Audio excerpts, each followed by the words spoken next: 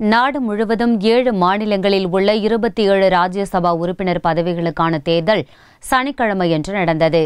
தமிழகம் உள்பட 15 மாநிலங்களில் காலியாக உள்ள 57 ராஜ்யசபா உறுப்பினர் பதவிகளுக்கு ஜூன் 11ஆம் தேதியான சனிக்கிழமையன்று தேர்தல் நடத்தப்படும் என தேர்தல் ஆணையம் அறிவித்தது. இதையடுத்து தமிழகம், தெலுங்கானா, ஆந்திரம் உள்ளிட்ட மாநிலங்களில் 30 உறுப்பினர்கள் போட்டியின்றி தேர்வாகினர். இந்நிலையில் உத்தரப்பிரதேசம் உள்பட 7 மாநிலங்களில் உள்ள 27 இடங்களுக்கு கூடுதல் வேட்பாளர்கள் போட்டியிடுவதால் சனிக்கிழமை தேர்தல் நடத்தப்பட்டது. அதே சமயம் உத்தரப்பிரதேசம், மத்திய பிரதேசம், ஜார்க்கண்ட், கர்நாடகா, உத்தரகாண்ட், ஹரியானா ஆகிய மாநிலங்களில் ராஜ்யசபா எம்பி பதவியை கைப்பற்ற அரசியல் கட்சிகளிடையே கடும் போட்டி நிலவுகிறது. கர்நாடகாவில் குதிரை பேரம் நடந்ததாகவும் அதனால் ராஜ்யசபா தேர்தலை ரத்து செய்ய வேண்டும் எனவும் கோரிக்கை விடுக்கப்பட்டது. ஆனால் தேர்தலை ரத்து செய்ய தேர்தல் கமிஷன் மறுத்துவிட்டது.